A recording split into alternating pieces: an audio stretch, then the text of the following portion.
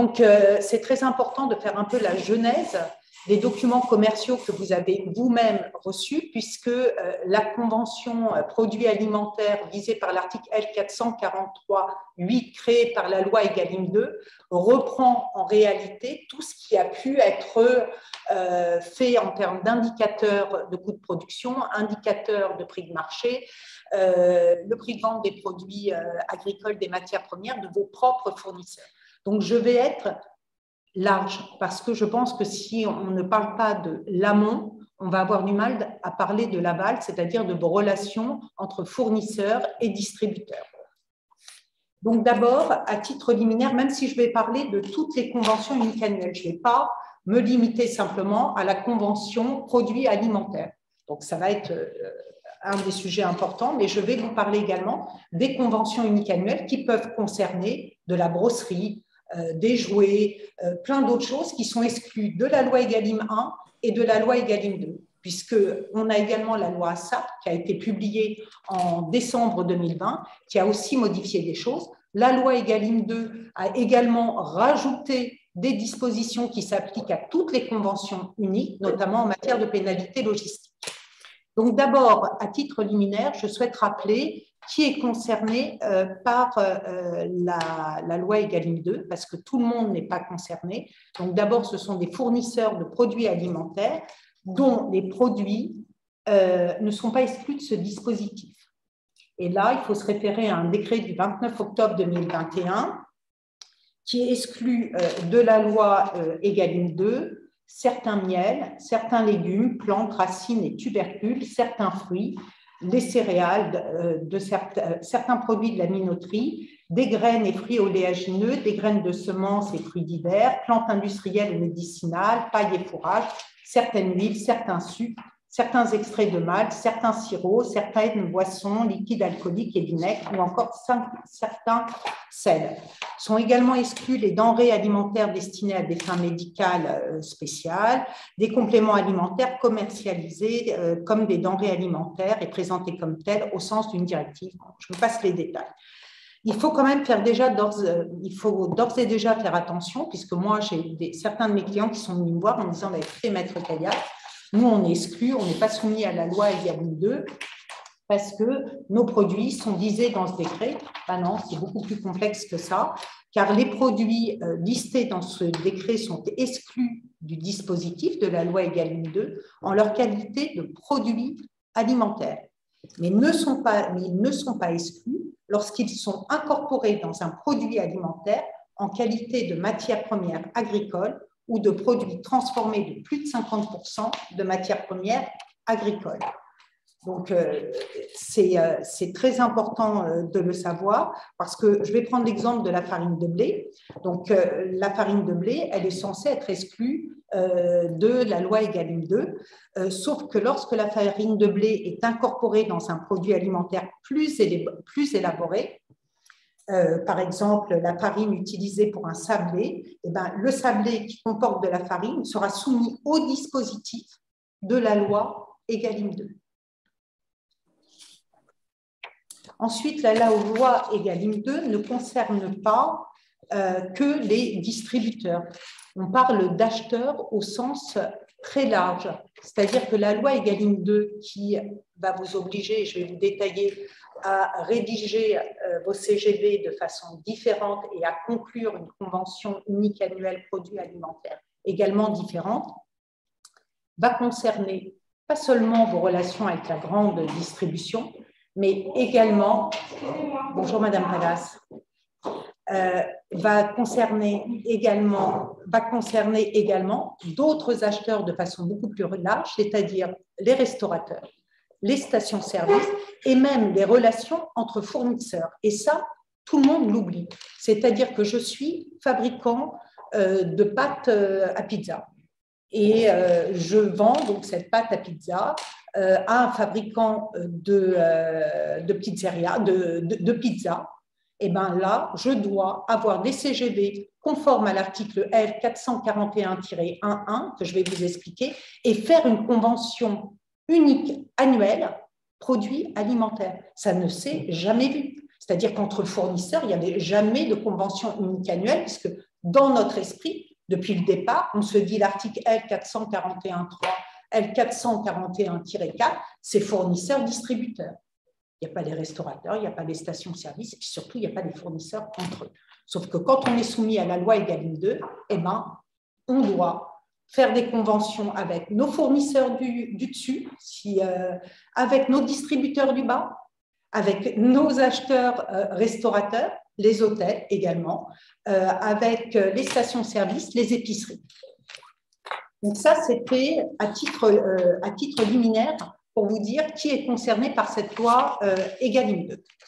Donc, comme je vous l'ai dit, le séminaire, la matinale, porte sur vos négociations, mais pour que vos négociations soient bien menées, eh ben là, il va falloir être extrêmement prudent.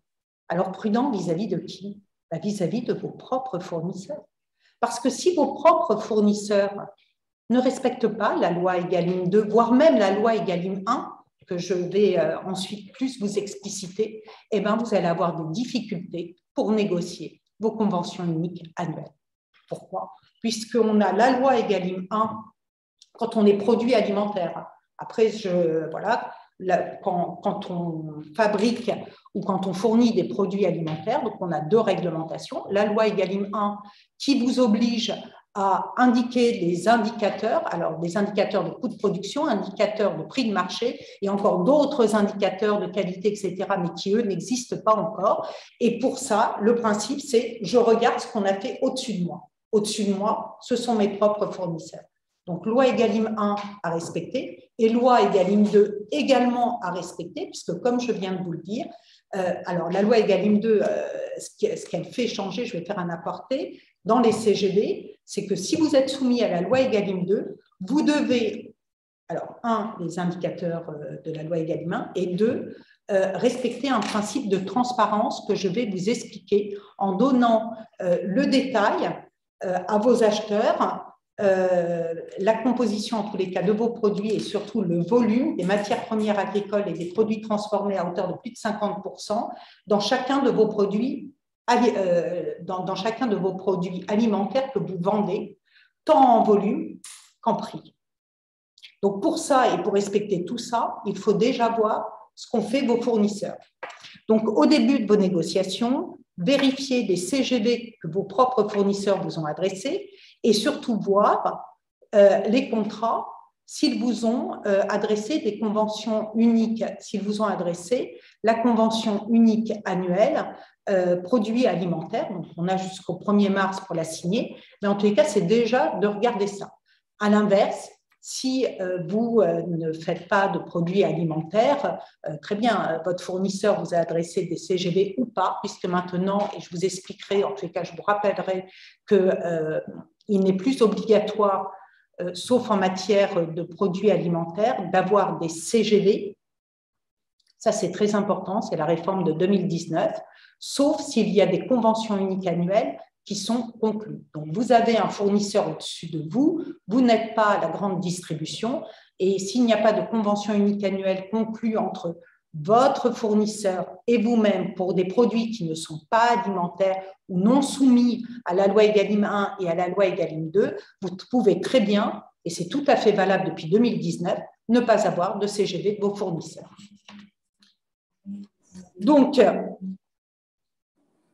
Donc là, vous vérifiez et vous regardez dans les CGV qu'on vous a adressés, si ce sont les produits alimentaires ou des matières premières agricoles soumis à la loi Egalim 1 et 2, si déjà figurent les indicateurs de coûts de production et de coûts de marché.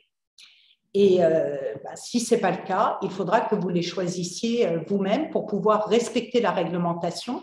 Et c'est très important puisque dans vos négociations ensuite avec vos acheteurs, ces indicateurs devront être mentionnés dans les conventions uniques annuelles que vous allez conclure. C'est pour ça que je voulais remonter aussi haut par rapport à vos négociations.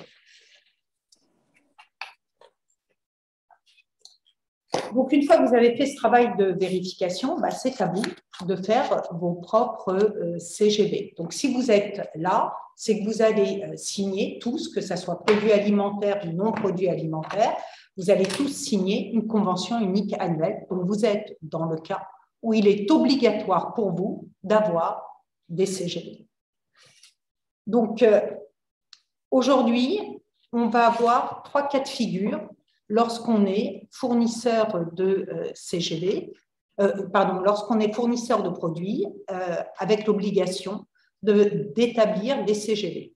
Premier cas de figure, vous ne fabriquez pas ni ne vendez des produits alimentaires. Donc, vous vendez d'autres produits à des distributeurs.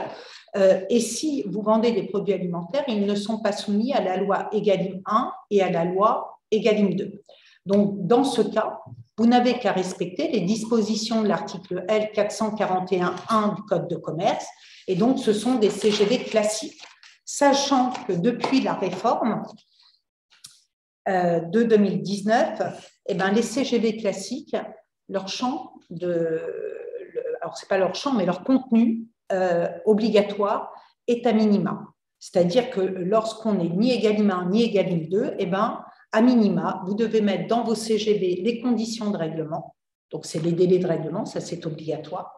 Savoir s'il y a un escompte ou pas quand il y a paiement comptant, le taux de pénalité de retard, l'indemnité de recouvrement et enfin les éléments de détermination du prix tels que votre barème de prix unitaire.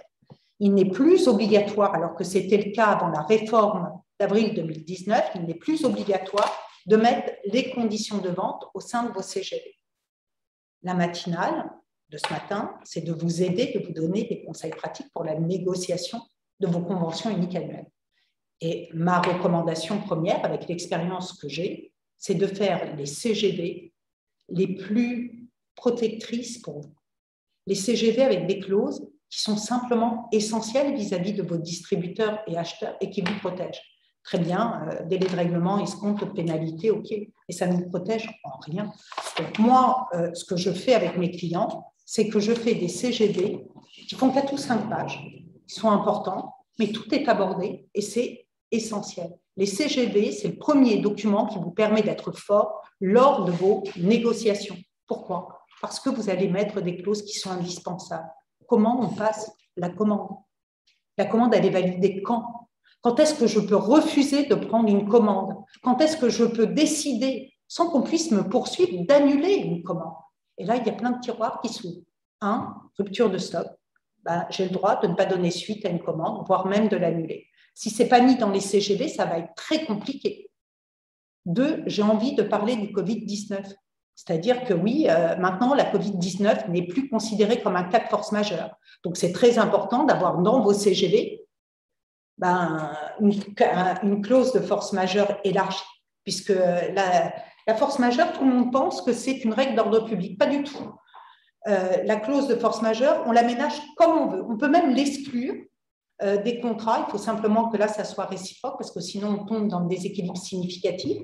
Mais quand vous avez des CGV, la clause de force majeure, c'est une des clauses les plus importantes que vous devez fignoler, soigner, pour intégrer en fin de compte tout ce qui vous empêche de réaliser les commandes et qui n'est pas de votre propre fait. Et ça, c'est jugé, archi-jugé. Ces clauses de force majeure ne sont pas illicites.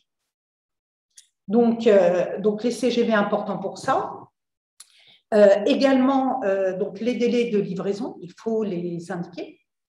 Parce que sinon, si vous n'êtes pas précis dans vos CGV, ça va être toutes les dispositions de la convention unique annuelle qui vont s'appliquer et qui forcément vont vous être défavorables, alors qu'il ne faut jamais oublier que les CGV, c'est le socle unique de la négociation commerciale.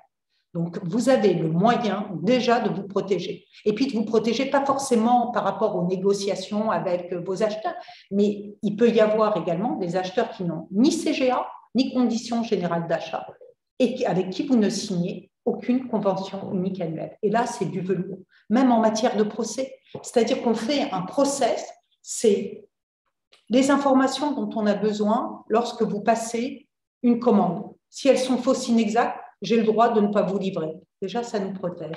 Deuxièmement, on va expliquer le process de la commande. Commande orale, OK, très bien, on peut bien prendre des commandes par téléphone, mais avec une confirmation écrite. Ça aussi, c'est important pour nous protéger. Il va y avoir également donc, les délais de livraison en indiquant si on peut rompre, si les délais de livraison ne sont pas respectés, on va pouvoir également se protéger en disant écoutez, il n'y aura que la partie qui n'est pas livrée qui pourra être annulée, alors que si rien n'est mis, c'est toute la commande qui peut être annulée. C'est ça, en fin de compte, c'est la jurisprudence habituelle qui s'applique. Donc, le process de commande, les limitations de responsabilité, mes produits ne vous ont pas donné satisfaction, je limite ma responsabilité à un dédommagement égal au prix d'achat des produits que vous m'avez achetés. Et c'est valable. On peut même limiter la durée, c'est-à-dire on peut même dire, vous n'avez qu'un an pour me faire vos réclamations. Après, c'est sous réserve des dispositions d'ordre public. Si un de vos produits envoie les gens à l'hôpital parce que vous les avez empoisonnés, vous imaginez bien que ces clauses ne peuvent pas s'appliquer. Il y a des règles au-dessus qui s'appliqueront. Mais dans la majorité des cas, ça peut s'appliquer et vous serez bien plus fort en matière de négociation. Pareil, les clauses de réserve de propriété, elles sont essentielles dans vos CGV. C'est-à-dire que tant que vous n'êtes pas payé, le produit n'appartient pas à votre acheteur. Donc ça, c'est très important. Et puis surtout, il faut à chaque fois bien doser les choses. Il ne faut pas être dans le déséquilibre significatif. Parce que si vos clauses de vos CGV, de vos conditions générales de vente, sont équilibrées et qu'en face de vous, vos acheteurs les refusent, on peut se poser un petit peu plus loin la question de savoir c'est qui commet le déséquilibre, qui commet l'infraction de déséquilibre significatif entre les droits et obligations, qui est très lourdement sanctionné avec de la jurisprudence à tout va maintenant sur les déséquilibres significatifs entre les droits et obligations des parties. Également très important aussi, parce que moi je travaille à l'international pour certains de mes clients, quand on fait des CGV, il est essentiel de soigner la clause attributive de compétence pour les juridictions. On est à La Réunion, aller à Brest, à Paris pour aller plaider son dossier, c'est quand même extrêmement problématique. Donc, essayons, les CGV aussi, c'est de dire s'il y a un procès, c'est à La Réunion.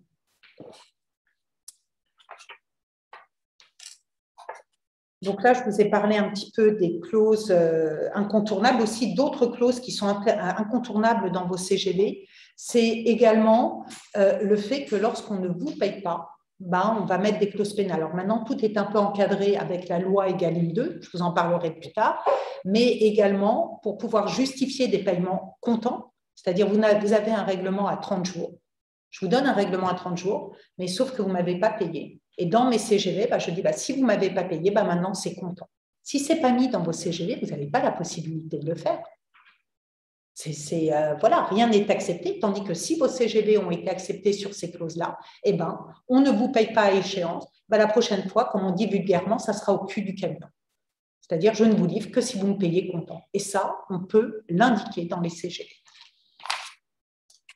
Deuxième cas, donc là, je parlais des CGV. Alors, tout ce que j'ai dit vaut pour la loi, pour les produits alimentaires également. Mais là, c'est les CGV produits non alimentaires, produits alimentaires, loi Egalim 1, loi Egalim 2. Et maintenant, je vais vous parler des spécificités de vos CGV qui sont importantes également dans la négociation lorsqu'on a des produits soumis à Egalim 1 et pas soumis à Egalim 2. Donc, je vais faire un petit rappel. Les produits soumis à Egalim 1, alors, les produits pas concernés, c'est important, c'est le sucre.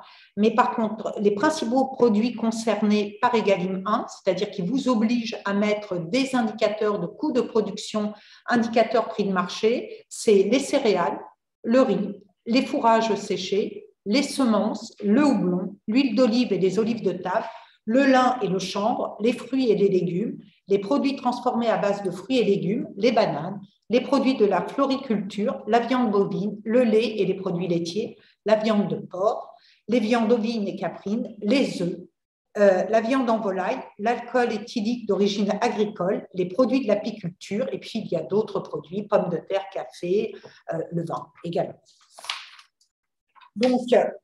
Donc là, tout ce que je vous ai dit sur les CGV d'avant s'applique. Et maintenant, il va falloir ajouter un tableau dans vos CGV. Donc, vous donnez votre tableau de barème de prix unitaire. Vous faites un deuxième tableau des indicateurs Egalim 1 couvrant les matières premières agricoles principales entrant dans la composition de vos produits. Donc, je vous confirme que la loi Egalim 1 impose, et ça c'est très important parce que certains de mes interlocuteurs ont dit bah non, la loi Egalim 1, ils imposent pas de mettre, la loi n'impose pas de mettre les indicateurs de prix, de coûts de production ou de prix de marché. C'est faux. Donc, je vous confirme bien que vous devez, dans vos CGV, et ça sera repris dans la convention unique annuelle, mais dans vos CGV à vous, il faudra bien les indiquer. S'agissant des produits transformés qui sont concernés également par la loi Egalim 1, il convient de choisir des indicateurs pour chaque matière première agricole significative en termes de volume et de prix dans le produit fini.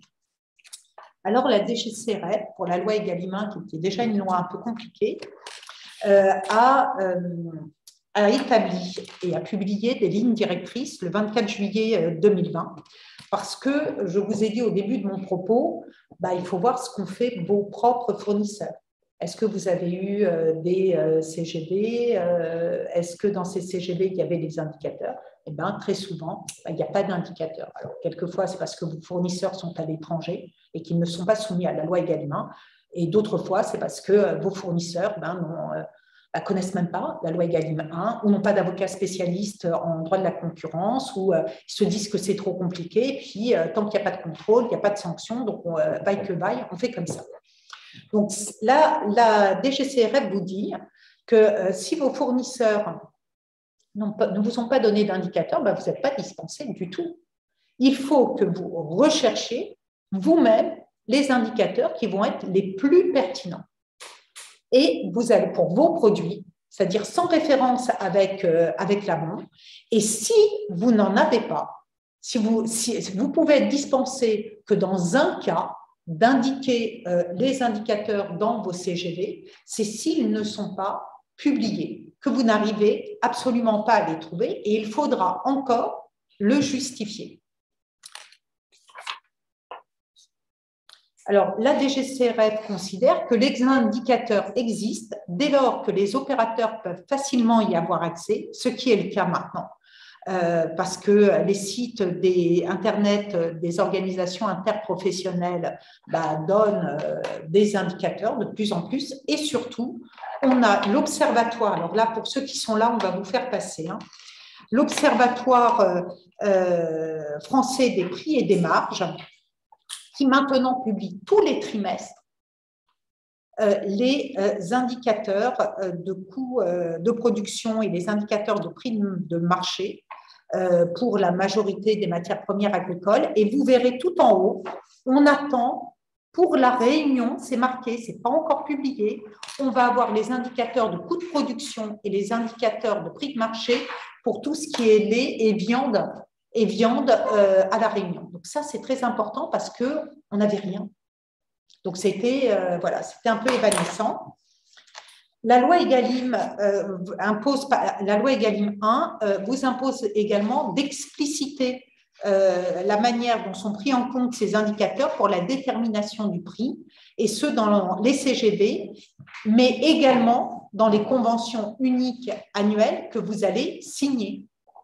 Et donc, quand vous arrivez ensuite pour négocier vos conventions uniques annuelles, moi, j'ai vu cette année, et je m'en réjouis, certains de mes clients qui sont rentrés avec force, avec beaucoup plus de force auprès de grandes enseignes de la distribution qui ont pris conscience qu'avoir des importateurs, des transformateurs, des industriels avec des CGV qui respectaient la loi Egalim 1, eh ben, ça leur facilitait le travail, c'était quelque chose de sérieux. Tout le monde sait que les contrôles, d'abord qu'il y a des contrôles qui ont lieu actuellement, que les contrôles vont s'intensifier, et ça vous permet de vous rendre plus fort, plus attrayant vis-à-vis de vos acheteurs. En tous les cas, je parle de la grande distribution parce que pour les restaurateurs, c'est quelque chose qui leur échappe complètement. Donc, ça, c'est un autre problème. Mais déjà, avoir des indicateurs qui sont pertinents, que la grande distribution va reprendre dans ses conventions uniques annuelles, et ça protège tout le monde et vous êtes beaucoup plus fort en termes de négociation.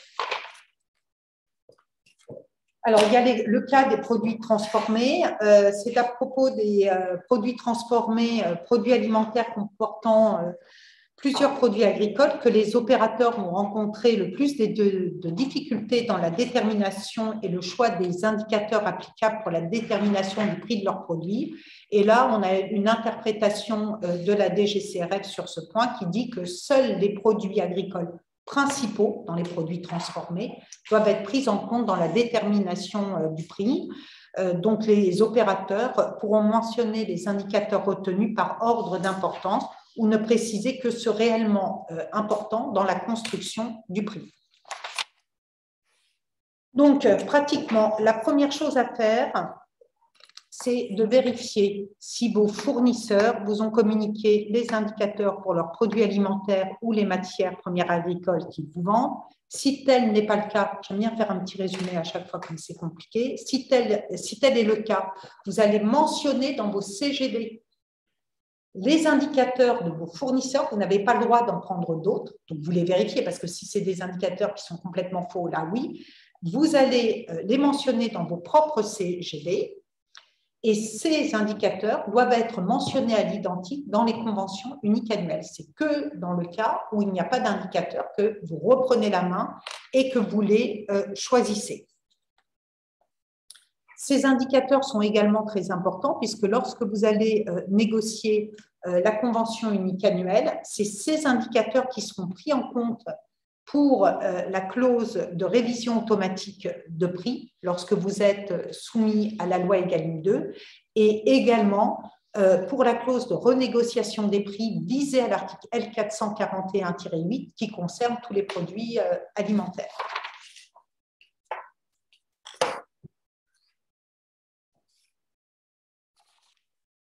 Ensuite, il y a un troisième cas de figure. Donc là, j'étais dans je suis soumis à la loi Egalim 1, mais pas à la loi Egalim 2. Donc, troisième cas, vous êtes soumis à la loi Egalim 2. Alors, il y a quelque chose que je n'ai pas précisé, c'est-à-dire que sont exclus de la loi Egalim 2 les grossistes. Donc ça, c'est très important. Si vous achetez et vous revendez et que vous n'avez pas de société de commercialisation qui revend au détail, vous êtes exclu de la loi Egalim 2. Donc toujours soumis à la loi Egalim 1 avec les indicateurs, mais vous ne faites pas partie, vous n'avez pas signé la convention produits alimentaires visée par l'article L443-8. Et c'est vrai que c'est quelque chose quand même qui est plus... voilà, c'est plus facile. Donc, les grossistes ne sont pas soumis à la loi Egalim 2, mais en tous les cas, pour ceux qui sont soumis, eh ben, vos CGV vont devoir comporter un principe, en tous les cas, vont devoir retranscrire le principe de transparence concernant les matières agricoles utilisées pour les produits alimentaires que vous vendez. Donc, vous avez à mettre toutes les conditions de CGV que je vous ai précisées et en plus, eh ben, vous allez devoir préciser dans vos CGV l'une des trois options concernant la transparence des matières agricoles utilisées pour vos produits alimentaires. Donc, vous avez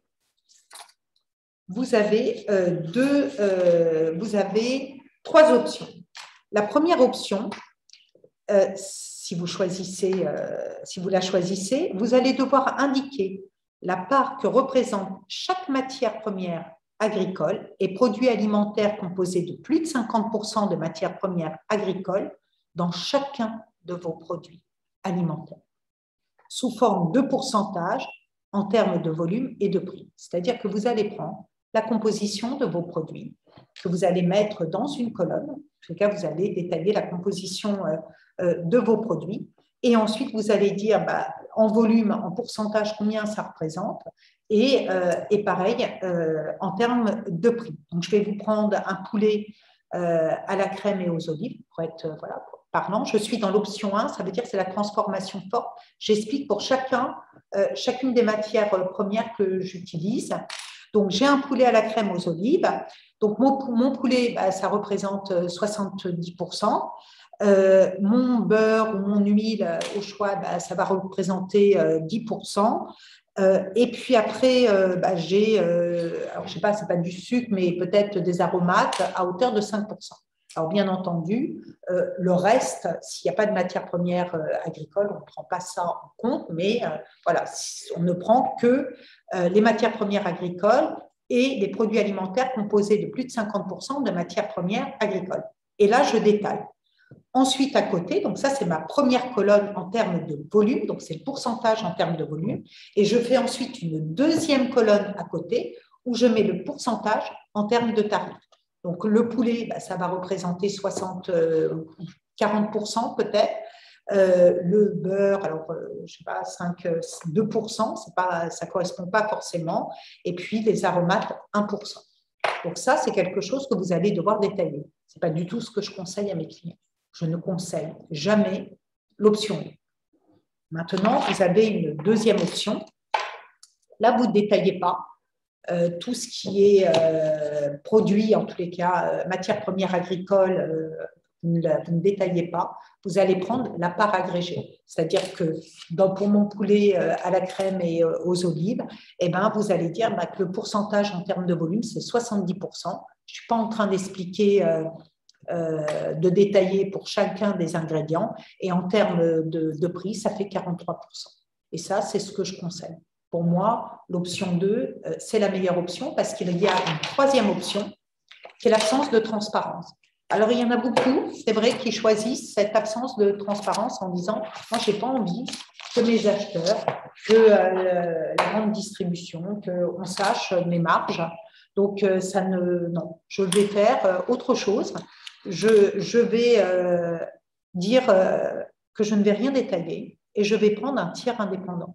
Sauf que pour pouvoir utiliser cette option 3, il y a une condition et elle est essentielle. Et les contrôles, ça a été annoncé, hein, les contrôles vont porter sur ceux qui vont avoir choisi cette option 3 de la DITS. Et puis, voilà, c'est parce que pour pouvoir utiliser cette option 3, il faut avoir la certitude qu'après la négociation commerciale, le prix de vos produits agricoles auront varié. Le prix de vos produits alimentaires auront varié, auront augmenté, et qu'il n'y aura aucune remise, aucune ristourne, rien qui n'aura touché la part de prix non négociable, parce qu'en réalité, pourquoi on vous demande ça maintenant dans vos CGV, c'est-à-dire les matières premières agricoles, les produits alimentaires transformés à plus de 50%, pourquoi on vous demande en termes de volume et de prix, c'est que le prix que vous allez, le coût de ces matières dans votre prix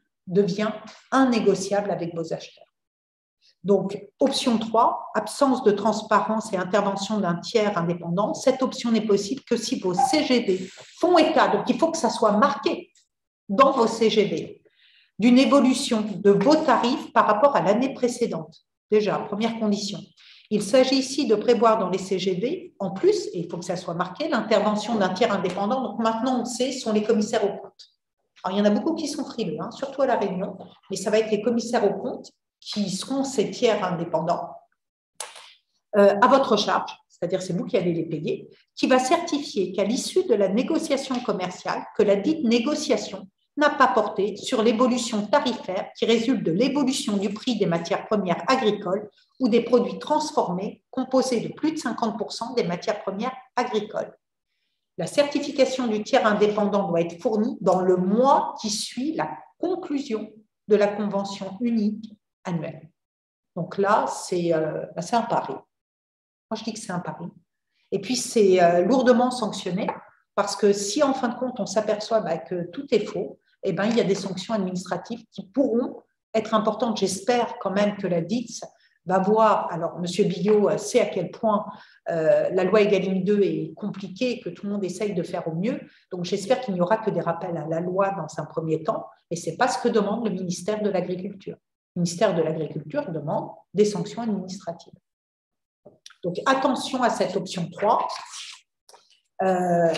parce qu'elle peut être lourde de conséquences. Alors, sur les sanctions, donc, si vous ne respectez pas l'article L441-1, eh ben, pour une personne morale, c'est 375 000 € d'amende. Alors, bien entendu, c'est l'amende maximum. Ces amendes ne sont jamais prononcées, mais c'est toujours voilà, embêtant d'avoir ce type d'amende administrative, parce que quand il y a un contrôle, on commence par les CGV et après on regarde le reste. Est-ce que les délais de paiement sont respectés? Est-ce que la convention unique annuelle, elle est bien faite?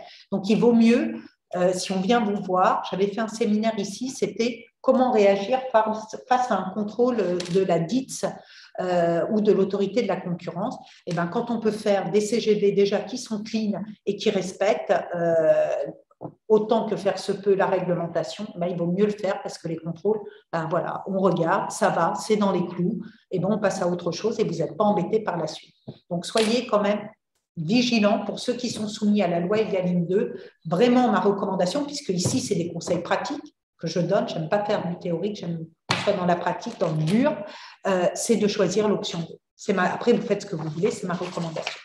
Autre nouveauté pour les CGV loi Egalim 2, le fournisseur doit indiquer, en tous les cas si vous êtes fournisseur, vendeur, doit indiquer si un contrat de vente soumis à l'article L631-24 du RCPM, c'est le code rural, et portant sur les matières premières agricoles entrant dans la composition des produits qu'il commercialise a été conclu. Alors généralement, et surtout à La Réunion, vous n'êtes jamais le premier acheteur des produits agricoles auprès d'un producteur agricole. Et c'est ce contrat qui est obligatoire maintenant entre le premier acheteur et le producteur qui doit être mentionné. Mais vous n'en savez rien. Quand j'ai commencé mon propos en vous disant la loi Egalim 2, c'est du grand n'importe quoi, je n'ai pas dit que c'est du grand n'importe quoi, mais là maintenant je le dis, c'est du grand n'importe quoi. Vous ne pouvez pas savoir jamais si un contrat de vente a bien été conclu, surtout qu'entre le producteur agricole et vous, surtout à La Réunion, encore une fois, il y a des négociants grossistes. Sauf que, comme je vous l'ai dit, les négociants grossistes, ils ont l'obligation de rien. Ils n'ont pas cette obligation de transparence. Et puis surtout, ils n'ont pas cette obligation d'indiquer si un contrat de vente a été conclu. Donc, dans ce cas-là, si vous n'avez pas d'information, vous dites que vous n'avez pas, dans vos CGV, puisque ça doit être inscrit, nous n'avons pas signé de contrat de vente et à notre connaissance, aucun contrat de vente portant sur les produits agricoles n'a été signé en amont. Et ça, il faut le mettre également. C'est-à-dire que vous avez un contrôle, vous montrez que vous êtes clean.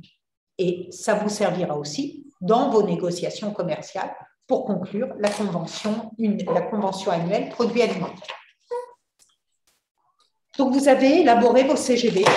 Et pour moi, les CGV, c'est le début de la négociation, parce que comme je vous l'ai dit, c'est le socle unique. Et là, il y a un calendrier qui s'ouvre à vous en fonction de est-ce que je fais des produits alimentaires, oui, non. Est-ce que mes produits alimentaires sont soumis à la loi Egalim 1 ou à la loi Egalim 2? Donc, on a un calendrier de négociation qui nous est donné par le Code de commerce et qu'il va falloir respecter, puisque des sociétés, et je vous donnerai les sanctions et le nom des sociétés, ont été sanctionnées très lourdement parce que la date butoir du 1er mars n'avait pas été respectée et également par rapport au CGV, alors c'est beaucoup moins, mais vous avez des dates butoirs pour communiquer vos CGV à vos acheteurs. Donc, premier cas, on est dans le cadre d'une convention unique classique, c'est-à-dire que ce sont des produits qui ne sont pas alimentaires ou des produits alimentaires qui ne sont pas soumis à la loi Egalim 2. Donc, produits classiques ou conclus par un grossiste, là, il y a le fournisseur doit communiquer ses CGV au distributeur dans un délai raisonnable avant le 1er mars. C'est-à-dire que vous n'avez pas affaire à la grande distribution et vous n'êtes pas soumis à la loi Egalim 2, donc c'est un délai raisonnable avant le 1er mars. C'est l'article L441.3 pour la convention unique annuelle. Donc, c'est hors produit de grande consommation. Alors, qu'est-ce qu'un délai raisonnable? Moi, je dirais jusqu'au 1er janvier. Ça vous fait gagner un mois. Par rapport à l'autre convention unique annuelle qui concerne les produits de grande consommation et les centrales d'achat et de référencement de la grande distribution, où là, le délai impératif pour pouvoir communiquer vos CGV, c'est avant le 1er décembre.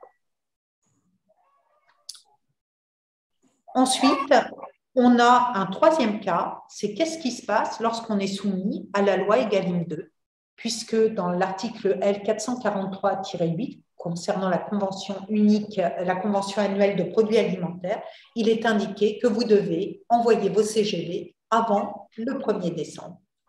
Donc ça, c'est important, il faut respecter. Alors là, de ce que j'ai entendu et de ce que j'ai lu, il y aurait peut-être une tolérance, même très certainement, par rapport aux CGV qui ont été envoyés après, puisque beaucoup de fournisseurs ne se sont pas conformés dans un premier temps à la loi Egalim 2, je parle pour la loi Egalim 2, et donc il y a comme une session de rattrapage, puisque vous avez l'obligation d'être en conformité avec la loi Egalim 2 à compter du 1er janvier 2022, et la DITS ne vous en voudra jamais de refaire des CGV parce que vous êtes parti voir un avocat, parce que vous avez un service juridique qui s'est mis à la page en disant écoutez, les CGV que je vous ai envoyés avant, elles ne sont pas bonnes, ça ne tient pas compte de la loi Egalim 2. Je vous envoie des bonnes CGV bien conformes qui annulent et remplacent les CGV que je vous avais adressés avant l'envoi de ces nouvelles CGV. Mais dans tous les cas, la convention unique annuelle devra être conclue avant le 1er mars 2022. Et ça vaut pour tous les produits, alimentaires, pas alimentaires. Donc, je rappelle quand même, parce que c'est très important, parce qu'il y en a certains qui me disent « Non, non, maître Calatissier, c'est bon, on va dépasser un petit peu. Là, on est sur la corde, on est pressé. » Non, c'est avant le 1er mars. Pourquoi? En 2019, la DGCCRF a sanctionné 3 distributeurs. C'était les premiers. Alors, en 2020, il paraît qu'il y en a eu aussi, mais je n'ai pas eu le temps de regarder.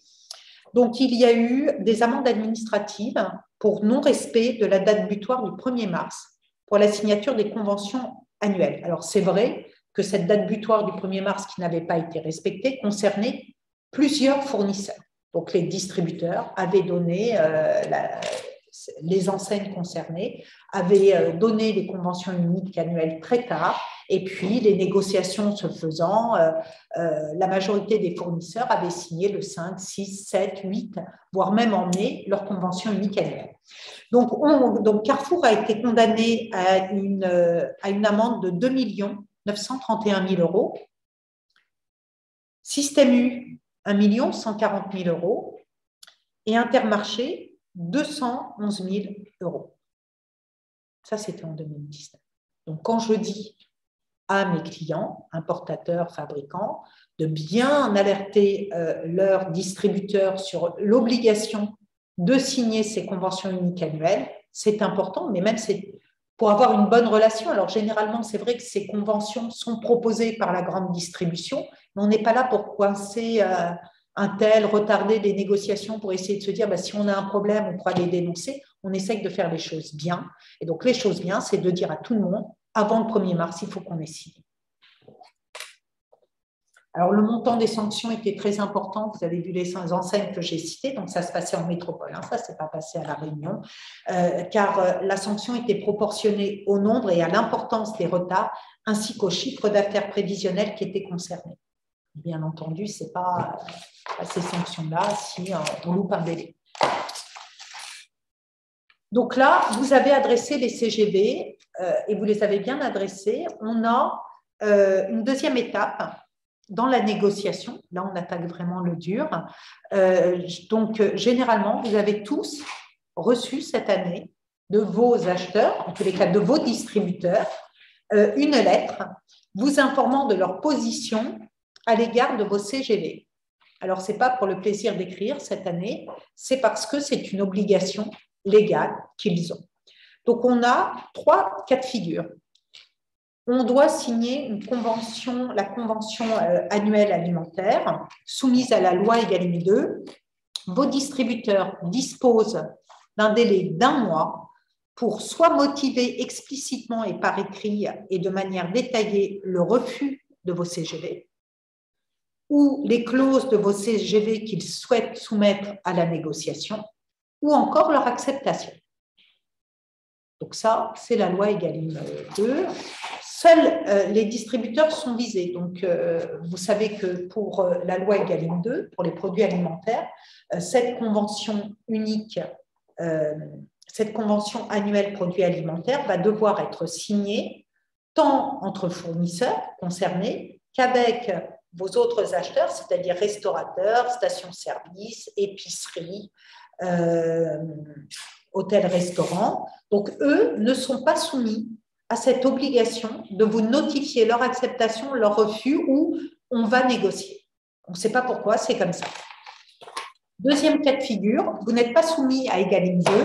Donc, on en revient à l'article L441.3 et L441.4. Donc, s'il s'agit de produits de grande consommation et de centrales ou de centrales d'achat ou de référencement de la grande distribution, eh ben, vous avez également, lorsque vous recevez les CGV, 1 mois pour faire cette notification. On est exactement dans le même cas de figure que la convention annuelle produits alimentaires.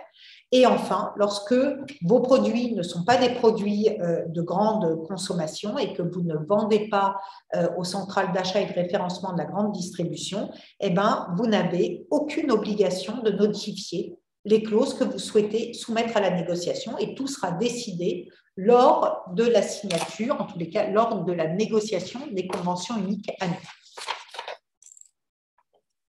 Donc, ces lettres vous ont été envoyées, et ces lettres, elles disent plusieurs choses.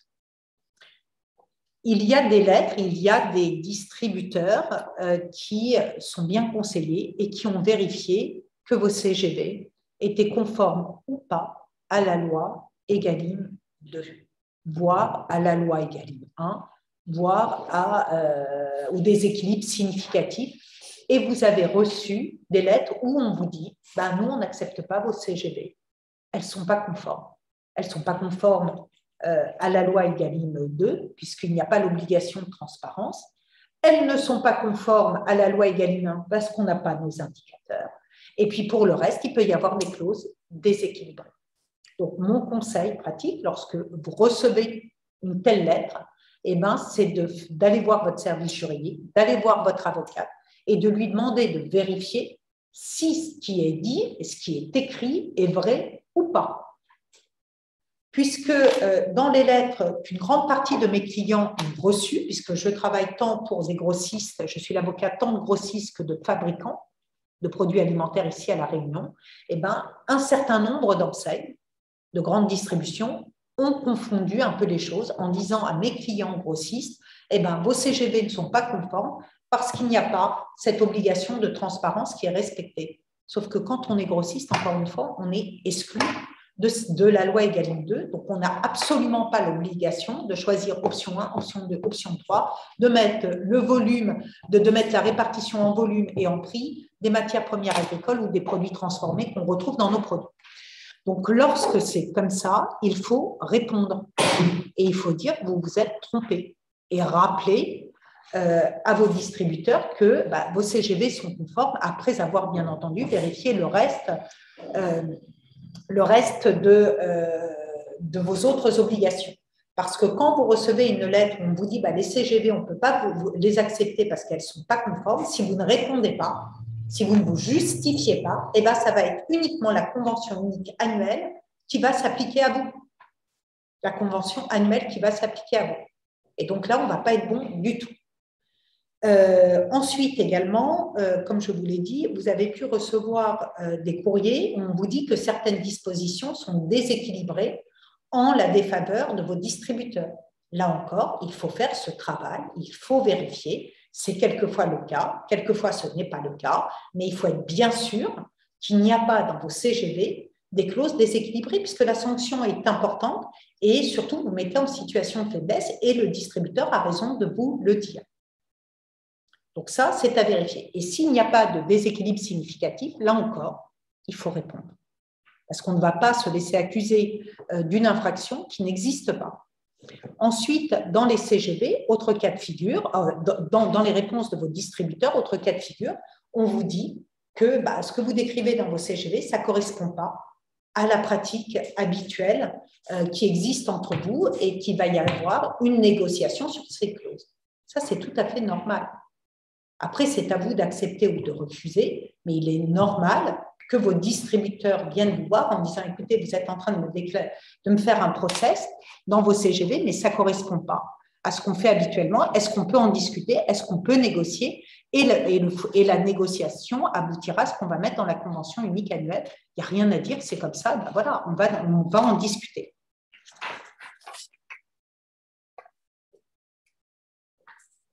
Autre chose, souvent, vous avez reçu des lettres où on vous disait on n'a pas la clause de renégociation, visée par l'article L441-8, où on n'a pas la clause de révision automatique dans vos CGV. Ben, c'est normal. On ne va pas mettre quelque chose qui n'est obligatoire que lorsqu'on signe une convention unique, qu'une convention annuelle. Donc, vos CGV, sauf si vous faites des CGV catégoriels, alors c'est vrai que ça arrive pour un certain nombre de mes clients de faire des CGV grande distribution et des CGV hors grande distribution, mais il n'est jamais certain que vous allez signer une convention unique annuelle. Donc, il n'est pas obligatoire que dans vos CGV figurent des clauses visant la clause de révision automatique des prix ou la clause de renégociation visée à l'article L441. Alors, il est quelle heure?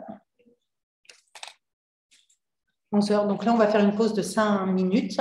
Vous en êtes d'accord? Et ensuite, je vais faire la troisième étape qui commence. C'est le rendez-vous de négociation et l'envoi des projets de convention unique avec leur négociation et avec tout ce qui se rajoute avec la nouvelle convention écrite produits alimentaires. Nous allons reprendre notre propos. On passe à la troisième étape. L'étape où vous êtes tous, c'est-à-dire que le projet de convention annuelle vous a été adressé ou vous l'avez établi et vous l'avez transmis. Et là, maintenant, on va voir les différentes clauses qui changent. Bien naturellement, je vais commencer par la nouvelle convention écrite visée par l'article L443-8 qui ne concerne pas déjà les grossistes, mais qui concerne tous les produits alimentaires, matières premières agricoles visés par la loi Egalim 2. Donc, cette convention appelée produits alimentaires doit être signée entre les fournisseurs des produits alimentaires visés par la loi Egalim 2 et la grande distribution, doit être signée entre les fournisseurs, entre fournisseurs. Je vous avais donné l'exemple de le fabricant de pâtes à pizza et le fabricant de pizza. Et bien, cette convention doit être signée également avec lui. Et enfin, cette convention doit être signée entre le fournisseur de produits alimentaires soumis à la loi Egalim 2 et ses autres acheteurs qui sont les hôtels, cafés, restaurants, stations, services.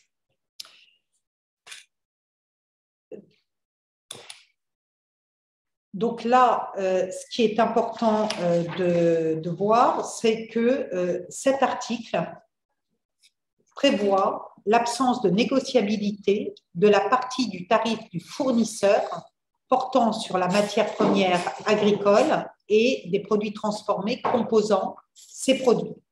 Donc, l'article L443-8 précise ainsi que la négociation commerciale ne porte pas sur la part dans le tarif du fournisseur du prix des matières premières, donc je me répète, et des produits transformés composés à plus de 50% de matières premières agricoles.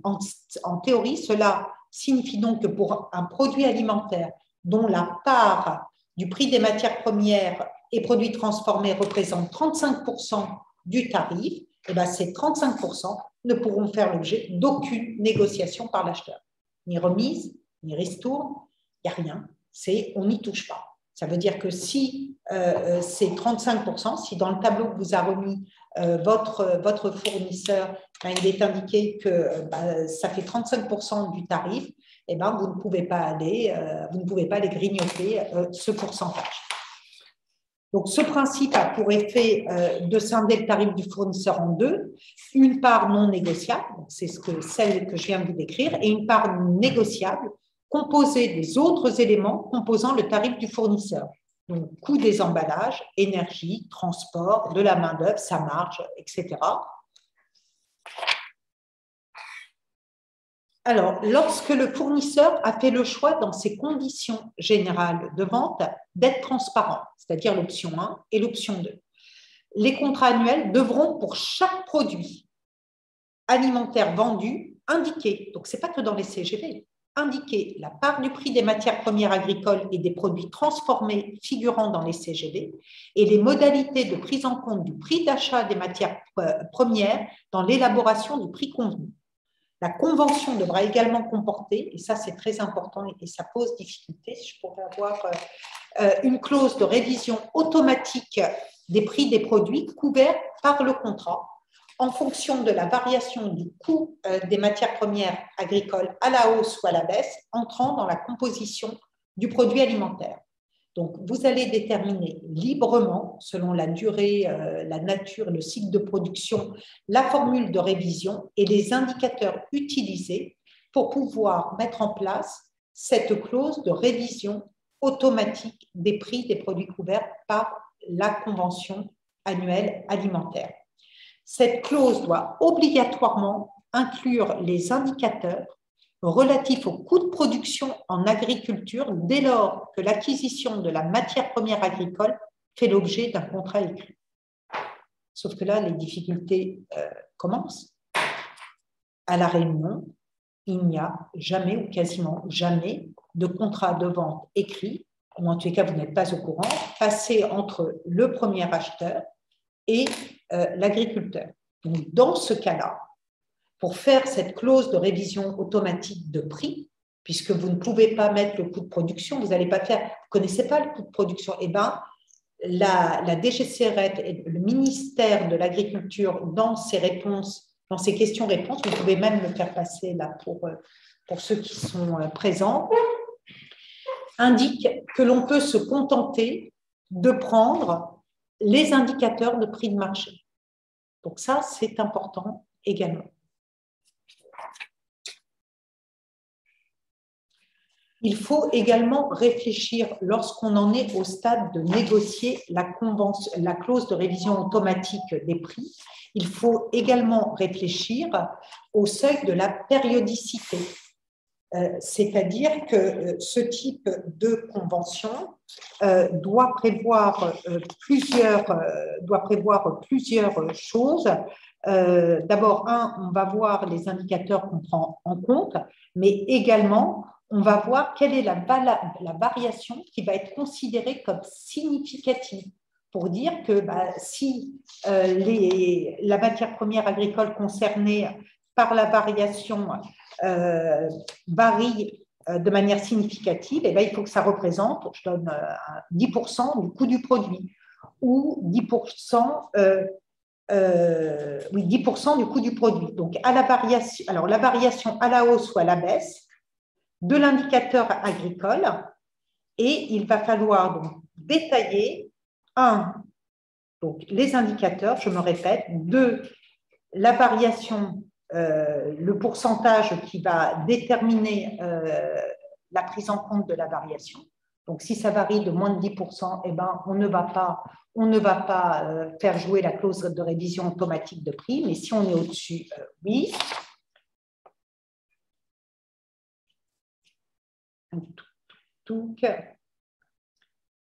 Et donc, le prix qui va être révisé va s'appliquer à la date de signalement. C'est-à-dire qu'on n'a pas besoin, comme dans la clause de renégociation de prix, de se rencontrer. C'est-à-dire que le premier, soit le fournisseur, soit le distributeur, qui voit que le coût de production ou l'indicateur des coûts de production ou l'indicateur du prix de marché a varié de plus de 10%, de 15% en tous les cas de ce qui a été indiqué, doit le signaler à l'autre et le prix et la révision automatique du prix se fait automatiquement. Donc ça, c'est très important. Et vous allez être aidé puisque l'Observatoire des marges, l'OFPM maintenant, doit publier chaque trimestre les indicateurs de coût de production et les indicateurs de prix de marché. Donc là, le dernier qui a été publié, en tout cas même le premier, c'était en novembre, et vous allez pouvoir, avec le prochain, comparer s'il y a eu une variation. Comme c'est trimestriel, je pense que ce qu'il faut, c'est indiquer qu'on regarde ça sur un trimestre. Et vous allez pouvoir vérifier comme ça. Donc, vous devez, tous les trimestres, ou en tous les cas par rapport à la périodicité que vous avez choisie, pour faire jouer cette clause de révision automatique de prix, allez voir soit les sites des organisations interprofessionnelles, soit le site de l'OFPM. J'aurais une question. Ça sera à la fin. C'est possible? Ah, pardon, ok, très bien. Donc, je préfère parce que sinon, comme là, on arrive dans quelque chose qui est compliqué, je préfère que Non, il n'y les a pas de questions. souci. Donc, la convention annuelle alimentaire peut être conclue pour 1 an, 2 ans ou 3 ans. Donc, donc ça, c'est également important de le savoir pour pouvoir choisir au mieux tout ce qui va vous permettre de mettre en place cette clause de révision automatique des prix. Cette convention doit également mentionner les obligations réciproques auxquelles se sont engagées les parties à l'issue de la négociation commerciale.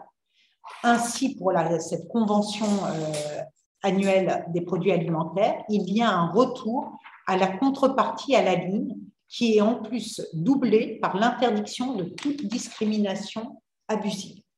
Donc, la loi Egalim 2 a modifié, je vais vous citer l'article L 442.1 du Code de commerce en prévoyant, et ça c'est important, qu'engage la responsabilité de son auteur et l'oblige à réparer le préjudice causé, le fait dans le cadre de la négociation commerciale, donc c'est là maintenant, de la conclusion de l'exécution d'un contrat par toute personne exerçant des activités de production, de distribution de services, s'agissant des produits alimentaires, parce que ça ne concerne que la loi Egalim 2, de pratiquer à l'égard de l'autre partie ou d'obtenir d'elle des prix, des délais de paiement, des conditions de vente ou des modalités de vente ou d'achat discriminatoires et non justifiées par des contreparties réelles prévues par la convention mentionnée par l'article L 443.8 en créant de ce fait pour ce partenaire un désavantage ou un avantage dans la concurrence.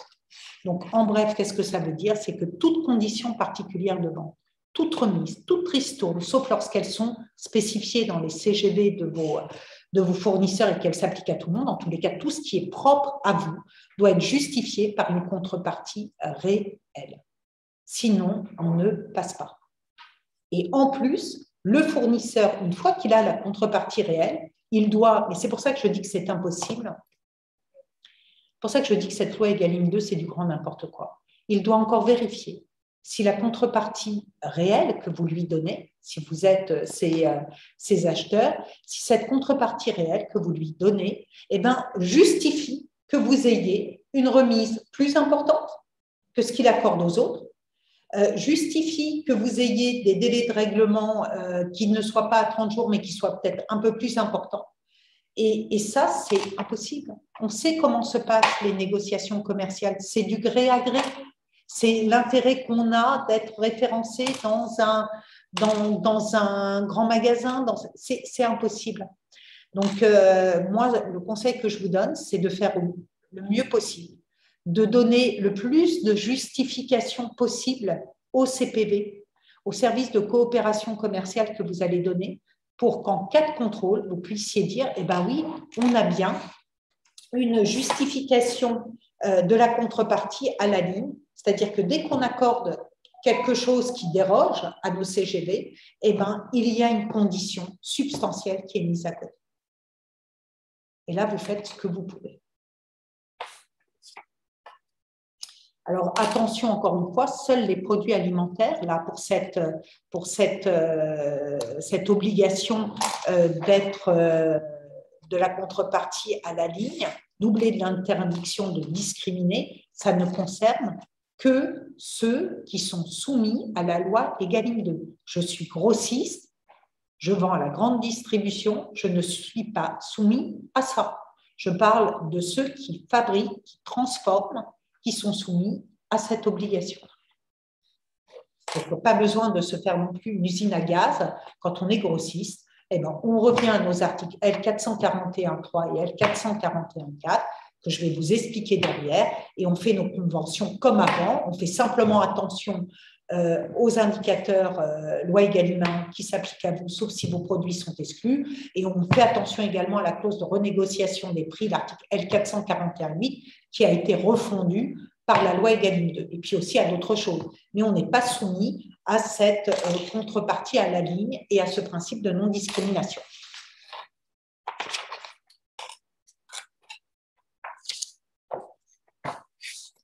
Donc là, c'est la clause de révision automatique de prix. Ensuite, vous avez la clause de révision, la clause de renégociation du prix visée par l'article L441.8 qui s'applique à la convention alimentaire comme elle s'applique aux autres conventions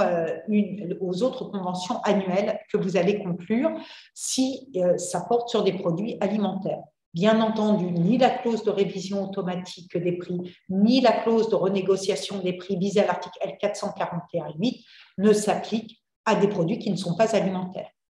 Voilà, là, Donc, l'article L441.8 a été largement modifié par la loi Egalim 2, puisqu'il ne concerne plus uniquement un nombre restreint de produits, comme c'était le cas avant, mais concerne tous les produits agricoles et alimentaires. Les produits agricoles et alimentaires.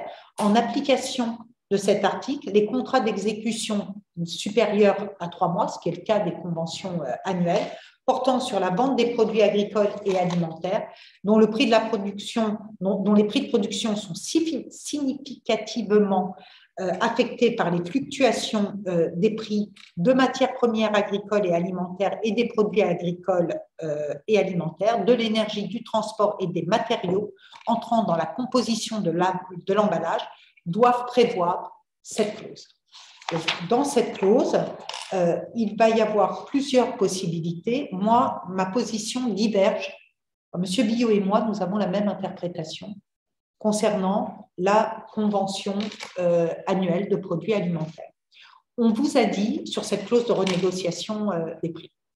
Je vous ai expliqué avant la pause qu'il y avait une part du tarif des fournisseurs, une part du prix des fournisseurs qui était non négociable. On ne peut pas la négocier, c'est tout ce qui concerne les matières premières agricoles et pour les produits transformés composés à plus de 50% de matières premières agricoles. Donc là, on nous dit cette partie-là, on ne peut plus la renégocier. Or, quand on prend l'article L441.8, on voit qu'on peut renégocier les produits alimentaires s'il y a une variation du coût de production. Et donc là, ça serait de reprendre les indicateurs de coût de production et les indicateurs de prix de marché.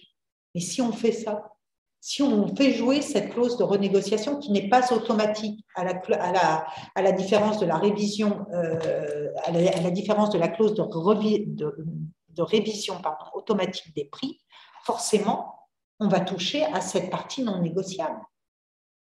Donc, moi, ce que je dis, en tout cas, c'est ce que je recommande à mes clients, lorsqu'on est soumis à Egalim 2, par rapport à cette clause de renégociation des prix qui est facultative et qui quelquefois n'aboutit pas, on n'est pas obligé d'aboutir, eh ben on prend uniquement le coût du transport, le coût de l'énergie et le coût des composants des emballages. Alors, pour être totalement transparent, ce n'est pas ce que dit le ministère de l'Agriculture. Donc, vous verrez, regardez les questions-réponses.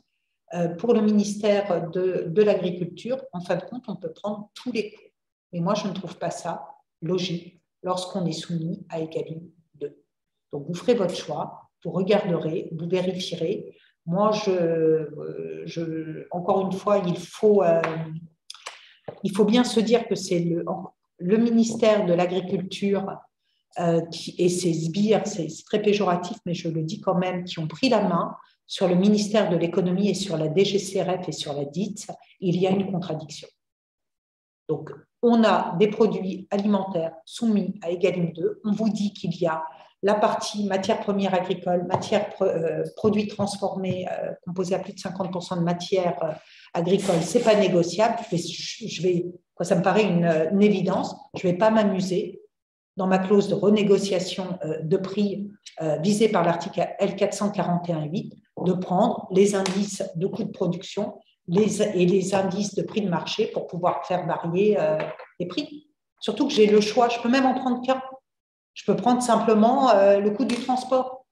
Je peux prendre le coût de l'emballage, le coût de l'énergie. Je peux cumuler. Donc, moi, je ne veux pas faire courir le moindre risque à mes clients. À l'inverse, si vous n'êtes pas soumis à la convention annuelle produits alimentaires, vous pouvez, ça veut dire soumis simplement à Égalim 1, vous pouvez prendre l'ensemble des variables, en tous les cas des possibilités que vous offre l'article L441.8 pour pouvoir renégocier et faire jouer cette clause.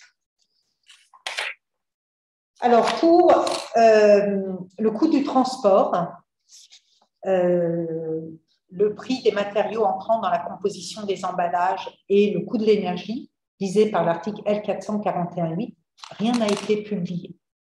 Donc, moi, pour mes clients, j'ai commencé à regarder pour les aider, pour voir un petit peu ce qu'ils pouvaient prendre.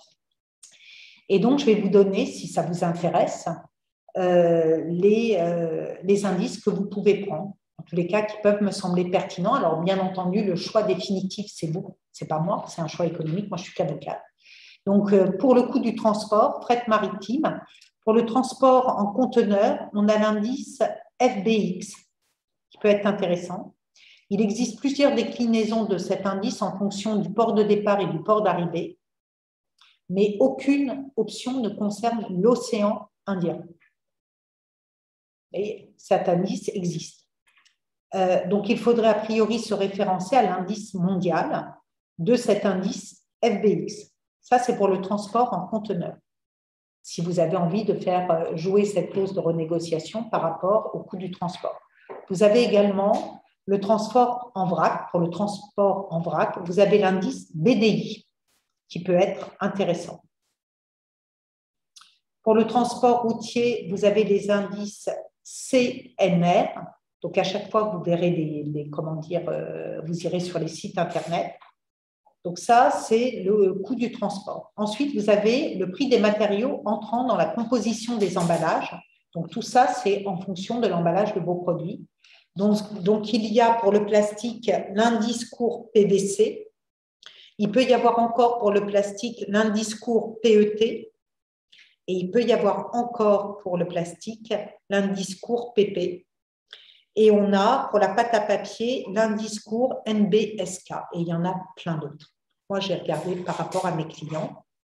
S'agissant du coût de l'énergie, il est notamment possible de se référer au prix moyen de l'électricité ou du gaz sur le marché français. Donc, les conseils que je donnais à mes clients, c'était qu'il y a d'autres indicateurs et indices qui existent et qui peuvent s'avérer plus pertinents. Donc, allez voir, allez sur les sites.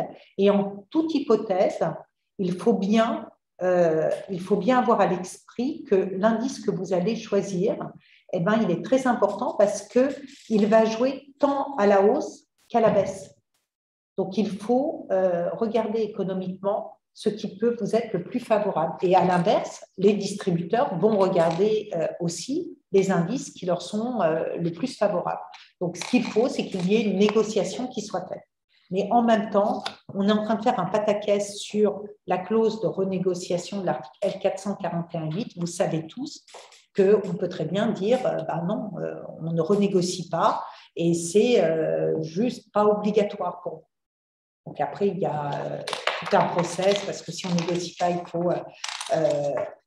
on peut soumettre à un médiateur. Donc, je ne vais pas rentrer dans le détail de tout ça, mais ce n'est pas comme la clause de révision automatique de prix où là, il n'y a pas on ne rentre pas dans le processus d'une négociation. C'est automatique, il faut juste le signaler. Lorsque vous êtes dans la convention annuelle alimentaire, les choses ne s'arrêtent pas là, puisque vous devez également respecter les dispositions de l'article L441.3 et L441.4 qui concernent les conventions uniques habituelles. Et le tout, c'est-à-dire que si vous ne respectez pas ces dispositions, la sanction maximum, c'est 375 000 € d'amende. Donc là, je vais parler maintenant des conventions uniques qui ne sont pas soumises à la loi Égalim 2 et qui sont soumises à la loi Égalim 1.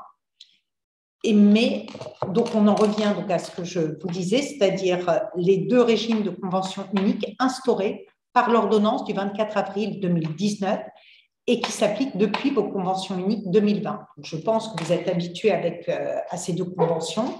Donc on a deux régimes de convention unique. On a le régime socle qui correspond à la convention de base avec des obligations assouplies pour les co-contractants et qui s'applique à tous les produits sauf les articles de grande consommation et aux grossistes, sauf aux centrales d'achat et de référencement de la grande distribution. Donc, si vous êtes en négociation avec la grande distribution, ça sera les dispositions de l'article L441-4 qui s'appliqueront, qui reprennent en grande partie les dispositions de l'article L441-3, mais il y aura un plan d'affaires et il y a d'autres obligations beaucoup plus importantes. Et donc, ensuite, on a le régime additionnel, donc celui que je viens de vous citer, qui concerne les produits de grande consommation. Et donc, la liste des produits de grande consommation pour ceux qui sont là est donnée par un décret et ça concerne également les centrales d'achat et de référencement de la grande distribution. Donc, on va vous faire passer le décret du 19 décembre 2019 qui liste les produits concernés.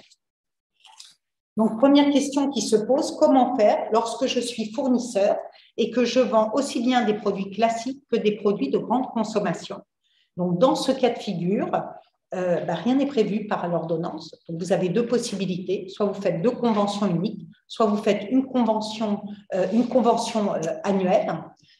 Et cette convention annuelle, je vous conseille, c'est de la logique, de prendre la convention annuelle, les dispositions de l'article L441-4 qui s'appliquent à la convention annuelle pour les produits de grande consommation. Donc ça, c'est ma recommandation. Donc la forme de la convention, vous voyez que généralement, je parle de convention unique annuelle, mais c'est une erreur de langage, puisque vous avez deux possibilités pour la forme de cette convention annuelle, soit une convention unique où vous mettez tout, soit un contrat cadre annuel et des contrats d'application. Alors, les contrats d'application, c'est plutôt pas mal, notamment pour les services de coopération commerciale. On voit bien, surtout en ce moment, qu'il y a des ruptures d'approvisionnement, qu'il y a des actions, des catalogues qui ne vont pas forcément être faits. Donc, je pense que je recommande le contrat cadre annuel et les contrats d'application, ne serait-ce que pour les services de coopération commerciale, ce qui va vous permettre un petit peu de jongler, d'adapter, de faire les choses au cordeau. Cette convention unique, cette convention annuelle est conclue pour une durée d'1 an, de 2 ans ou de 3 ans, et tout avenant à la convention doit faire l'objet d'un écrit qui mentionne l'élément nouveau qui justifie l'avenant. Donc, on ne peut pas se contenter de signer une fois et s'il y a des modifications, il faut faire des avenants, c'est obligatoire. Donc, le contenu de ces conventions annuelles. Donc, dans les deux conventions annuelles, on doit fixer le prix des produits vendus. Donc, c'est la négociation, c'est ce qui vous prend maintenant, aujourd'hui, beaucoup de temps. Donc, la fixation du prix des produits du fournisseur doit désormais inclure l'intégralité des éléments négociés, à savoir le prix des produits moins d'éventuelles réductions de prix pour des services comme la logistique, les remises, les ristournes liées aux quantités achetées. Donc, ça, c'est ce que vous connaissez. Ce sont les conditions particulières de vente. La fixation du prix doit également inclure les rémunérations versées par le fournisseur au distributeur au titre des services de coopération commerciale. Donc, c'est depuis les conventions annuelles de 2020, c'est la première fois que l'on intègre la rémunération des services de coopé. Et ensuite, les rémunérations ou réductions de prix afférentes aux autres obligations destinées à favoriser la relation commerciale entre les parties. Donc là, c'est toutes les études statistiques, les études de marché. Donc, le prix convenu s'applique au plus tard à compter du 1er mars. Ça dépend de vos conventions annuelles. Vous pouvez avoir des applications au 1er janvier 2022 ou dès que la convention annuelle est signée ou au 1er mars. Donc ça, c'est à vous de voir quand est-ce que vous allez faire appliquer le nouveau prix que vous avez négocié. Donc, la différence entre les deux régimes de convention annuelle, Dans la convention produits de grande consommation, il y a des obligations supplémentaires à celles figurant dans la convention socle. Donc, la convention socle, c'est-à-dire qui s'applique à tout le monde, mais qui s'applique, et encore une fois, je le répète, à la convention alimentaire que je vous ai citée avant, lorsque cette convention alimentaire visée par l'article L443.8 est conclue avec des distributeurs. Donc, il y a tout ce que je vais vous lister qui se rajoute. Donc, d'abord, il faut que soient précisées les conditions de l'opération de vente. Donc, le tarif du fournisseur. Il faut que soit précisée également l'application des CGV du fournisseur.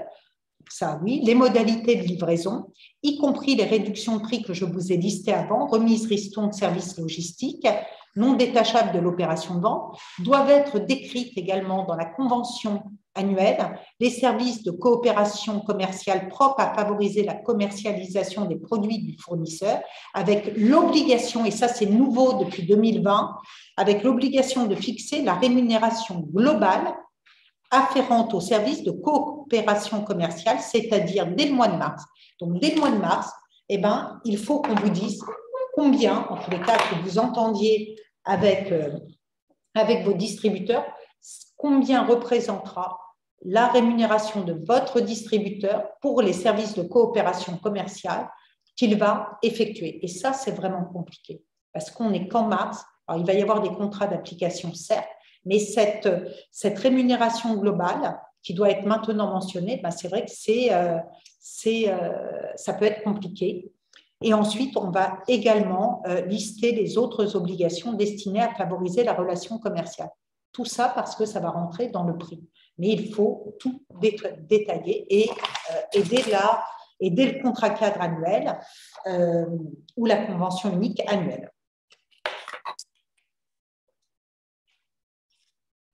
Lorsque la convention unique ou le contrat cadre annuel est conclu pour une durée de 2 ou 3 ans, la convention doit fixer les modalités selon lesquelles le prix contenu est révisé. Donc là, tout ça joue en dehors de ce que je viens de vous dire pour la convention annuelle de produits alimentaires.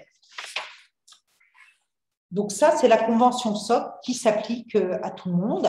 Ensuite, on a la convention des produits de grande distribution. Donc, c'est ce que vous concluez avec les centrales d'achat et de référencement de la grande distribution. Donc, en plus de ce que je viens de vous dire, doit être de nouveau annexé le barème de prix unitaire du fournisseur. Donc, ça, c'est important, avec ses conditions générales de vente. Surtout le chiffre d'affaires prévisionnel qui s'ajoutera au détail des remises ristournes et rémunérations forfaitaires obtenues au titre des CPV négociés, de la coopération et des services spécifiques, et le tout va constituer ce qu'on appelle un plan d'affaires. Donc, vous devez vous mettre d'accord sur ce chiffre d'affaires prévisionnel, alors qui n'est pas obligatoire, mais qui est quand même un bon baromètre, parce que c'est en fonction de ce chiffre d'affaires prévisionnel, chiffre d'affaires que vous allez faire avec votre distributeur, que des remises, ristournes, des services de coopération surtout, vont être décidés. Donc, il faut faire attention à ce chiffre d'affaires prévisionnel et tout ça est obligatoire. C'est-à-dire, je ne peux pas me retrouver avec une convention annuelle soumise à l'article L441-4 sans plan d'affaires. Ça, c'est impossible. C'est une infraction. Et ensuite, va devoir être spécifié, et ça beaucoup l'oublient encore, les modalités de révision de ce chiffre d'affaires prévisionnel lorsque la durée de la convention est de 2 ou 3 ans. C'est-à-dire que pour certaines grandes enseignes, eh ben, on prévoit, notamment parce que le fournisseur est en dépendance économique, des conventions qui vont durer plus d'1 an. Et on oublie de mettre les modalités de révision de ce chiffre d'affaires prévisionnel si la convention a une durée de plus d'1 an. Ensuite, on doit mentionner également l'existence des nouveaux instruments promotionnels et les conditions dans lesquelles le fournisseur s'engage à les accorder aux consommateurs en cours d'année. Donc ça, je vais passer. Généralement, c'est bien mis, c'est quelque chose qui est intégré. S'agissant alors de mes recommandations, alors sur la convention, sur les conventions annuelles, moi mes recommandations c'est qu'il n'y a pas de déséquilibre significatif. On fait attention à ce qu'on marque. parce que, encore une fois, il va y avoir des contrôles, parce qu'encore une fois, les fournisseurs maintenant sont conseillés par des avocats qui sont spécialistes, et le but, c'est d'arriver à quelque chose d'équilibré pour le bien de tous. Parce que quand les conventions annuelles sont déséquilibrées en la défaveur des fournisseurs, moi, je parle de façon très transparente, hein. Lorsqu'on a un déréférencement, parce que je fais beaucoup de ruptures brutales des relations commerciales établies, ce sont des billes qu'on a. Ce sont des billes pour aller voir, et je parle en toute transparence, les enseignes et leur dire, écoutez, vous voulez nous déréférencer, pardon. Oui, très bien. D'abord, il y a un préavis à respecter, parce que même si on est en matière de convention annuelle, on prend la durée de la relation commerciale établie. Donc, si ça fait 10 ans, ça fera 10 mois. C'est comme ça. C'est la loi, c'est une règle d'ordre public, et elle supplante tout ce qui est négociation de chaque année, je vais vous déréférencer, c'est faux. Donc, on applique la loi, on applique cet article qui est d'ordre public, c'est 1 mois par année d'ancienneté, avec un plafond de verre qui est de 18 mois de préavis. Ça, c'est la première chose. Et la deuxième chose, on dit également aux distributeurs, vous voulez nous déréférencer, mais perdu pour perdu, ça fait des années qu'on accepte des clauses qui sont déséquilibrées et qui sont hors la loi. Les délais de prescription, on est toujours bon. C'est-à-dire qu'on peut toujours signaler à la DITS, à la DGCCRF, à l'autorité de la concurrence, que vous nous avez fait signer des choses qui sont hors la loi. Donc, le but, c'est surtout pas de faire du chantage. Moi, je vous le dis parce que ce sont des moyens. Alors, je le dis surtout à la grande distribution. C'est vraiment quelque chose pour eux. Ce sont des moyens que de vieilles avocates comme moi, nous connaissons très bien, qui est de dire, si les clauses sont déséquilibrées, quelquefois, on va essayer de les négocier parce qu'il faut bien montrer une résistance. Et puis après, on va lâcher parce que ce sont des armes. Donc, la grande distribution devrait faire très, très attention aux clauses qu'elle met dans ses conventions annuelles. Je parle de la grande distribution, mais là, j'ai reçu, puisque vous imaginez bien que mes importateurs et mes fabricants de produits alimentaires ou même d'autres produits m'ont envoyé leurs conventions annuelles, je trouve qu'il y a de très, très gros progrès qui ont été faits. Alors, tout, bien sûr, n'est pas au cordeau, mais je trouve qu'à La Réunion, on a la grande distribution qui joue le jeu. On a des enseignes qui appellent la DITS pour être bien sûr d'être dans les clous, et moi, je trouve ça très, très bien. Mais c'est tant mieux aussi pour eux, pour nous, pour eux, puisque si on arrive à avoir une convention annuelle qui est équilibrée, on a des relations commerciales apaisées, dans la mesure du possible. Donc, moi, c'est déjà, qu'on soit distributeur, qu'on soit fournisseur, c'est de bien respecter cette disposition qui est lourdement sanctionnée. On ne tente pas, parce que même la tentative est condamnable, on ne tente pas d'obtenir des clauses très fortement déséquilibrées. On ne tente pas non plus d'avoir des avantages sans contrepartie. Et encore plus lorsqu'on a la convention annuelle produits alimentaires, mais même pour le reste, il ne faut plus de remise non conditionnée. Il y a 2 ans, je retrouvais encore dans des conventions annuelles, on me disait remise 2% et je ne voyais rien à côté sur le prix des produits. C'est impossible, c'est interdit. Les sanctions sont monstrueuses. Donc, il faut, à chaque fois qu'on demande une remise, même quand ce n'est pas des produits alimentaires soumis à la loi Egalim 2, il faut une contrepartie. Alors, les sanctions, lorsqu'on fait des contrats déséquilibrés, ça peut aller jusqu'à 5 millions d'euros d'amende, on n'est pas aux 375 000 euros, ou le triple du montant des avantages indûment perçus, ou encore 5% du chiffre d'affaires hors taxe réalisé en France lors du dernier exercice clos.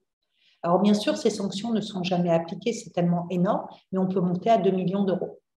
Alors, je parle des sanctions métropole, mais même plus encore. Je veux aussi rappeler que dans les contrats qui concernent la convention annuelle, sont nulles les clauses qui prévoient la possibilité de bénéficier rétroactivement de remises, de ristournes ou d'accords de coopération commerciale, ou encore de pouvoir bénéficier automatiquement de conditions plus favorables consenties aux entreprises concurrentes par le co-contractant. et c'est les mêmes sanctions. Alors, si je vais vous donner, à titre d'exemple, il y a eu le groupement d'achat d'une enseigne de la grande distribution a été sommé par la Cour de cassation de rembourser 61,3 millions d'euros. Ça s'est passé en France, à une quarantaine de fournisseurs et de s'acquitter d'une amende de 2 millions d'euros à cause de remises de fin d'année imposées dans des contrats cadres et jugées déséquilibrées par la DGCCRF car soumis à aucune condition. Donc là, bien sûr, c'était un immense groupe, mais toute proportion gardée, avec les contrôles qui sont en cours et les contrôles qu'il va y avoir, parce qu'il va y avoir des contrôles, il faut faire très, très attention.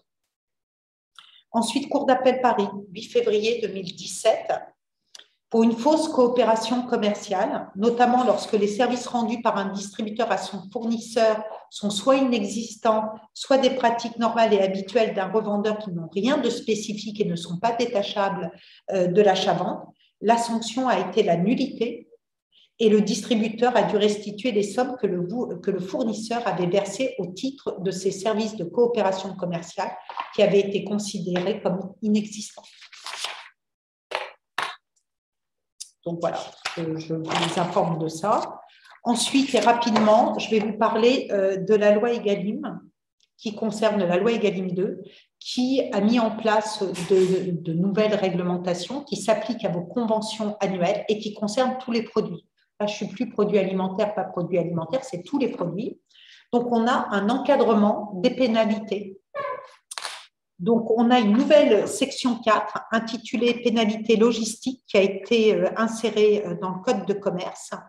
Donc, comme je vous l'ai dit, tous les produits sont concernés et ces dispositions font écho aux recommandations de la Commission d'examen des pratiques commerciales.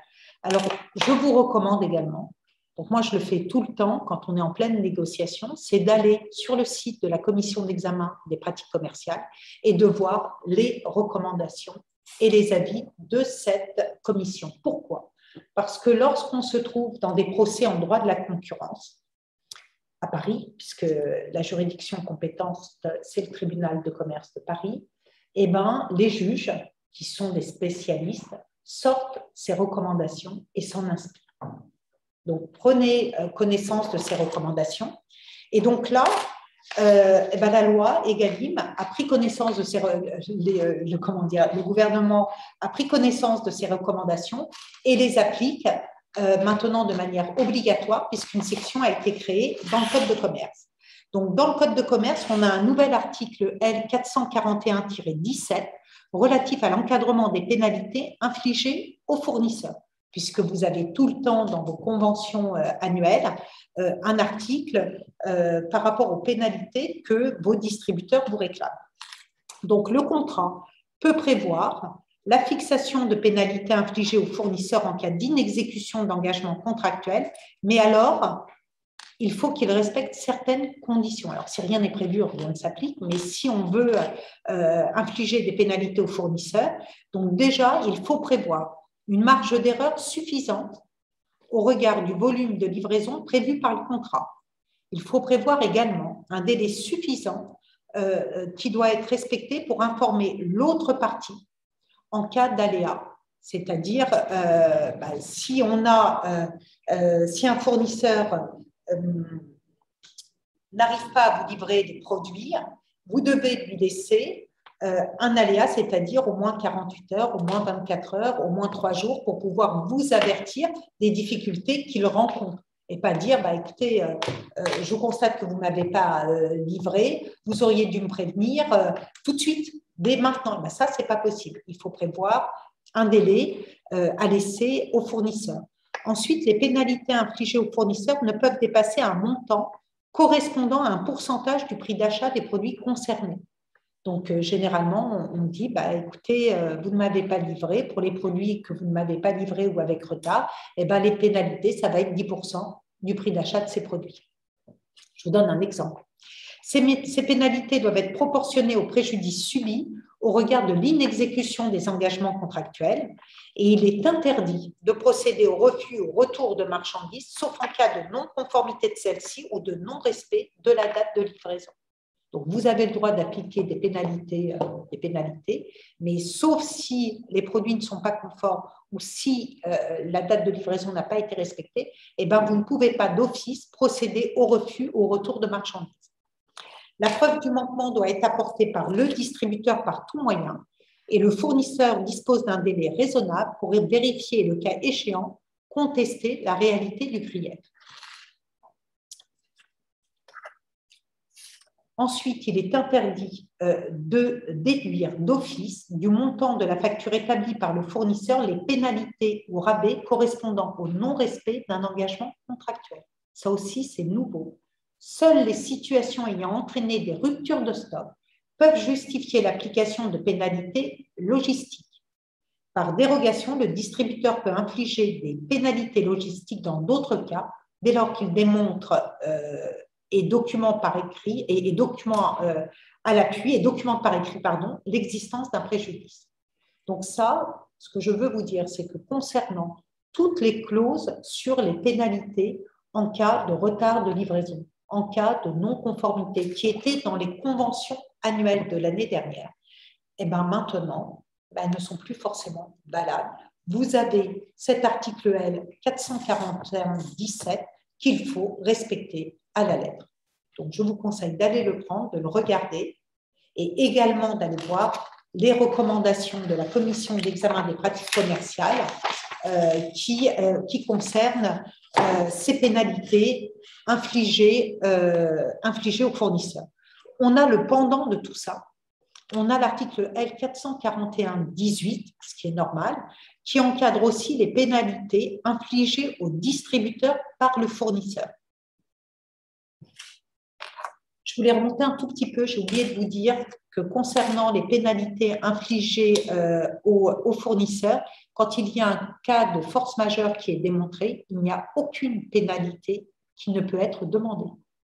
Donc, c'est très important, encore une fois, de bien rédiger vos clauses de force majeure dans vos CGV, puisque vous pouvez élargir, alors la seule limite, c'est le déséquilibre significatif, mais vous pouvez élargir un maximum les cas de force majeure pour vous protéger au mieux.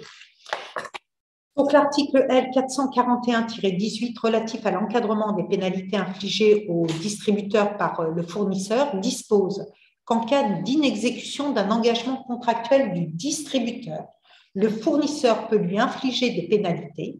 Celles-ci ne peuvent dépasser un montant correspondant à un pourcentage du prix d'achat des produits concernés. Elles doivent être proportionnées au préjudice subi au regard de l'inexécution d'engagements contractuels. Et là, la preuve du manquement doit être apportée par le fournisseur par tout moyen. Et le distributeur dispose d'un délai raisonnable pour vérifier le grief et le contester.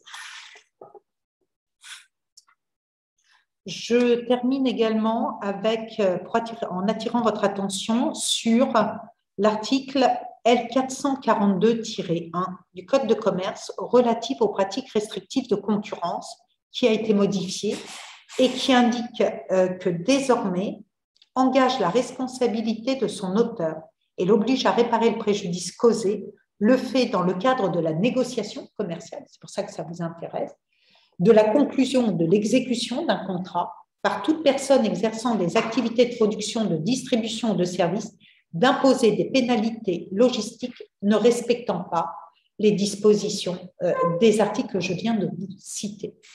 Et l'amende, donc c'est pour ça que c'est très important de vous référer aux articles L 441-17 et L 441-18, parce qu'il y a donc cessation des pratiques, nullité des clauses et amende civile dont le montant ne peut excéder le plus élevé des trois montants, c'est-à-dire 5 millions d'euros, le triple du montant des avantages indûment perçus et obtenus et 5% ou 5% du chiffre d'affaires hors taxe réalisé en France par l'auteur de l'infraction.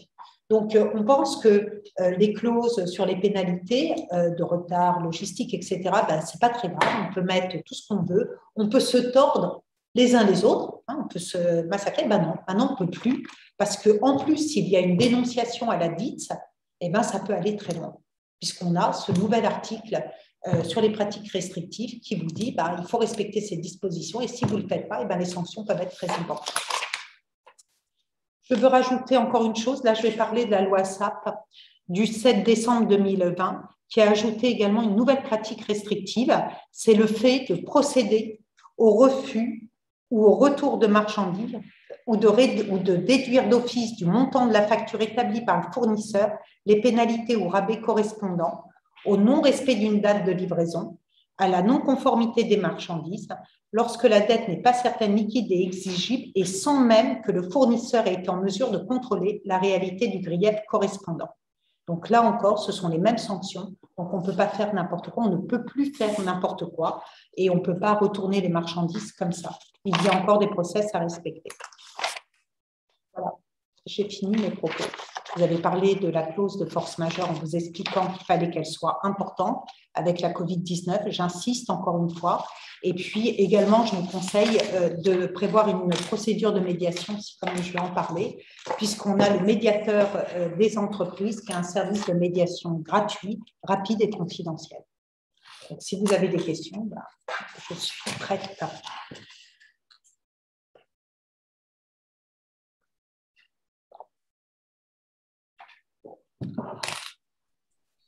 J'aurais une question sur la révision automatique des prix. Je voulais savoir justement, imaginons que l'OFPM dit que dans le trimestre, il y a eu une baisse du prix ou une augmentation du prix d'un indicateur, mais que moi, j'ai acheté mes produits il y a 6 mois ou 8 mois avec mon fournisseur et que le prix que j'ai acheté il y a 8 mois n'a pas été impacté par cette baisse ou cette hausse. Donc moi, est-ce qu'en tant que fournisseur, j'ai le droit, ce qui me gêne un peu, c'est automatique. Est-ce que j'ai le droit de dire, ben non, je peux me justifier qu'on ne doit pas réviser le prix puisque moi, à l'achat, je vais pas acheter, mon coût d'achat, mon fournisseur n'a pas répercuté cette variation sur mon achat. Je l'ai acheté soit plein pot, soit plus bas, soit plus haut, peu importe, dans le sens montant ou descendant, mais en tout cas, ça ne suit pas le prix de l'indicateur. Comment ça se passe? Donc, ça veut dire que est-ce qu'on reste dans le côté automatique ou est-ce qu'on a une négociation à faire? C'est automatique. Mais là-dessus, je pense que c'est l'un de mes clients qui me parle. Ce que je veux vous dire, c'est que là-dessus, M. Billot est averti et je vais demander un avis écrit. Alors, il faut que vous sachiez, pour ceux qui ne sont pas mes clients, c'est que je demande des avis écrits à M. Billot sur ce type de questions. Et je pense que là, je demanderai un avis écrit. Je vais demander sûrement un avis écrit à M. Billot. Parce que pour moi, du moment que c'est automatique, on ne peut malheureusement pas dire « mais je ne suis pas concerné ». Mais vous savez, la DITS, sans trahir de secret, est très dubitative sur la mise en application de la clause de révision automatique de prix. Donc, si vous m'y autorisez, en tous les cas, si la personne concernée je travaille avec elle, je ne sais pas, puisque moi, je ne vois pas ceux qui m'interrogent, je préfère demander un avis écrit à la DITS. Et ensuite, si l'avis est positif, c'est-à-dire que si elle va dans le sens de ce que vous souhaitez, il est toujours possible de demander un avenant à la convention annuelle. Mais vous répondre comme ça, moi, je serais plus de l'autre côté en me disant c'est une révision automatique. Donc, on n'a pas besoin de savoir ce qui se passe au-dessus, en dessous, ce que vous avez subi ou pas, même si c'est très injuste. Mais vous n'êtes pas le premier à me le demander et je pense que je vais demander un avis écrit à M. Billot. Est-ce qu'il y a d'autres questions?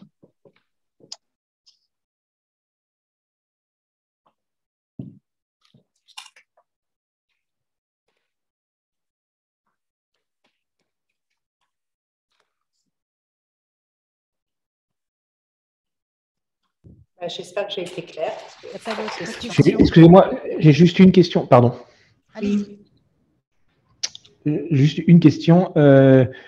Tout ce dont on vient de discuter concerne uniquement les produits d'origine sourcés en France ou ça peut concerner également des produits qui sont importés? Les produits importés sont concernés. Alors, regardez les questions-réponses. Tous les produits importés en France sont concernés. Maintenant, ce que dit la DIT, c'est la DGCCRF, c'est qu'il faut appréhender la loi avec pragmatisme. Mais c'est indiqué noir sur blanc, ça a été redit et redit et redit. Ces produits sont concernés avec toutes les difficultés qu'il peut y avoir, parce que vous imaginez bien qu'un fournisseur hindou, belge, allemand, australien, la loi Egalim 2, ça ne le concerne pas. La loi Egalim 1, ça ne le concerne pas, et c'est pour ça que c'est à vous ensuite de l'appliquer, c'est-à-dire de prendre la loi Egalim 1, de choisir les indicateurs qui vous semblent les plus pertinents. Donc là, ça sera sûrement les indicateurs prix de marché. Et puis, pour la loi Egalim 2, vous n'avez pas d'autre choix que de prendre le prix d'achat des matières premières agricoles et des produits transformés si vous avez des produits alimentaires. Alors oui, ça ne sera pas le coût de la matière première agricole initiale, mais même lorsque ce sont des produits français, on ne peut pas faire autrement puisqu'il y a des grossistes, des négociants grossistes qui sont entre les deux et qui, eux, ne sont soumis à rien. Merci. Je vous en prie.